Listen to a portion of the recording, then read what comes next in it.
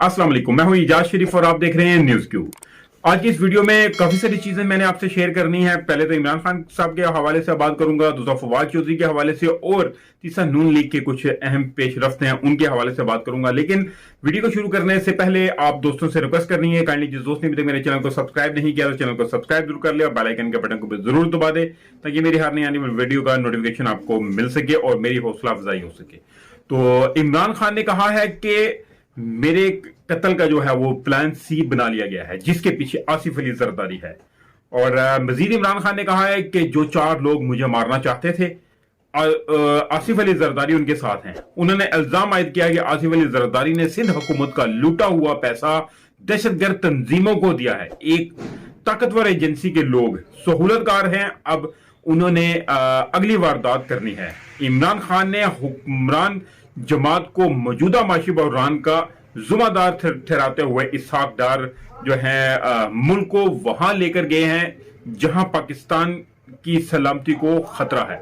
उन्होंने कहा कि सिक्योरिटी की फिक्र हर उस पाकिस्तानी को है जिसका जीना मरना इस मुल्क में है। मुझे खौफ आ रहा है कि इनके होते हुए मैशियत मजीद नीचे जाएगी। इमरान खान ने कहा कि उन्होंने बल्कि दावा किया कि जब हमारी हुकूमत को हटाया गया तो उस वक्त मैशियत ऊपर जा रही थी।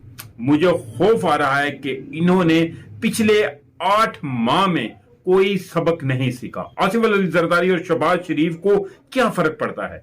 इनका पैसा तो बाहर है, इनकी जायदादें तो बाहर हैं। उन्होंने कहा कि गलती सुधारने का एक ही तरीका था कि शफाफ इलेक्शन कराए जाते।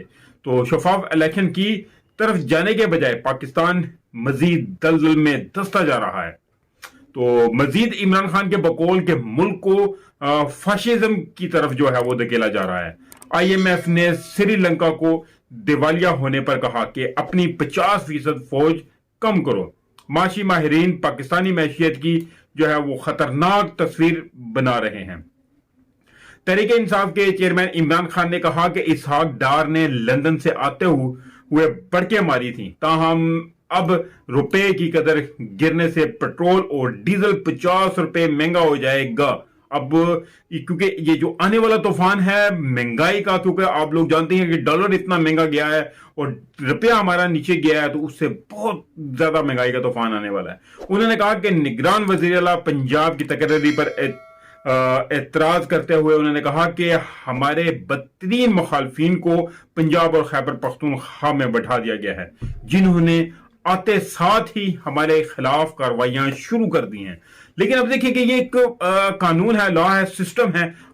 यहां जब निगरान हुकूमत बनाई गई है तो निगरान हुकूमत का सिर्फ इतना मकसद है कि वो जिस तरह भी हो सके इलेक्शन को साफ और शफाफ करवा के जाए, ना कि तकर्रियां एकदम से तबादले, एकदम से तब्दीलियां। ये कुछ अदालतों को या ताकतवर इदारों का काम है सोचना और देखना। आवाम जो है इस वक्त महंगाई के चक्कर में इतनी पिसी हुई है और आवाम हिल ही नहीं सकती है, क्योंकि जिस तरह के अक्सर लोग कहते हैं कि आवाम को बाहर निकलना पड़ेगा, लेकिन आवाम कैसे बाहर निकलेगी?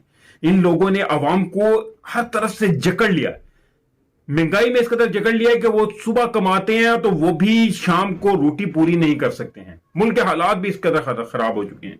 तो मजीद खैर ये तो इस तरफ रही। बाकी मैं आपको फवाद चौधरी का बताता हूँ कि फवाद चौधरी को जो है वो जुडिशनल मजिस्ट्रेट हैं जो वकास अहमद राजा की अदालत में पेश किया गया। इस्लामाबाद पुलिस ने 2 रोजा जो है उनका जिस्मानी रिमांड मुकम्मल करने के बाद तफ्तीश से मुतल्लिक अदालत को आगाह किया। तो वहां के प्रोसिक्यूटर जो ने मुकफ बनाया कि फवाद चौधरी ने अपना जो है वो मोबाइल वगैरह और उनकी जो मैचिंग करानी थी वॉइस की वो भी हो गई है।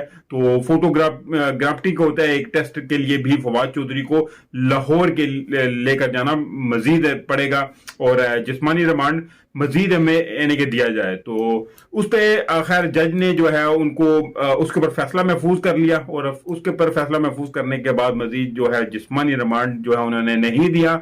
उसके बाद उन्हें 14 रोजा जिस्मानी रिमांड के लिए जो है वो अडयाला जेल में भेज दिया गया है। ये एक सिस्टम है। तो अब मजीद आगे ये होगा, थोड़ा बहुत केस ट्रायल होगा, इसमें उनकी जमानत हो जाएगी और वो बाहर आ जाएंगे और फिर उसी तरह सड़कों पर होंगे। लेकिन अब सिर्फ चक्कर ये है कि इन लोगों को जहां तक हम लोगों की समझ में आ रहा है कि ये सिर्फ जलील करने वाली बात है और कुछ भी नहीं है, क्योंकि इन केसों से क्या निकलना है। तो खैर ये रही इस तरफ। आपको अब एक थोड़ी सी मेरी एक छोटी सी चीज जहन में आ रही थी, आपको बताता चलूंगे। देखें कि जब इमरान खान की हुकूमत बनी तो डॉलर 137 रुपए था, और मजीद ऊपर नीचे होता हुआ करते हुए तो ये डॉलर जब रजीम चेंज हुआ तो 188 रुपए था, फिर एकदम से 178 पे आया। और जब इमरान खान का देखें कि इमरान खान जब हुकूमत में थे, मुल्क 8% की बुनियाद पे जो है वो हर साल तरक्की कर रहा था, लेकिन उसके बाद उस वक्त पाकिस्तान के पास 22 अरब डॉलर रिजर्व भी थे, लेकिन सिर्फ 9 माह में मुल्क के रिजर्व जो है वो 22 अरब डॉलर से कम होकर 3.37 अरब डॉलर पर आ गए हैं। वो डॉलर 178 से 265 रुपए चला गया है। तो लेकिन अब इस चीजों का जिम्मेदार किसको ठहराया जा रहा है? इमरान खान को। अब ये मीडिया, पिछले दिन मैंने आपको बताया भी था कि मीडिया के लिए 2 अरब रुपए की ग्रांट मंजूर हुई है जो मीडिया में देनी है, और अब इन चीजों से आप खुद रिजल्ट निकाल ही लेंगे।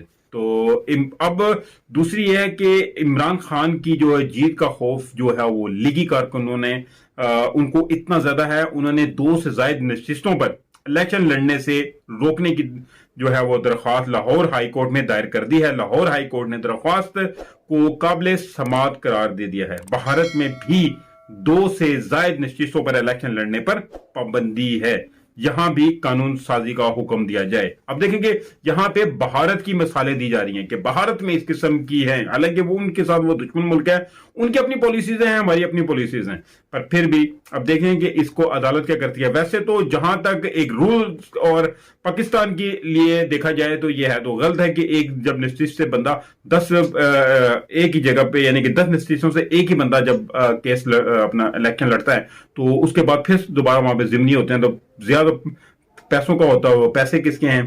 पाकिस्तान की आवाम के। लेकिन ये सिर्फ डर के मारे ये हो रहा है सब कुछ।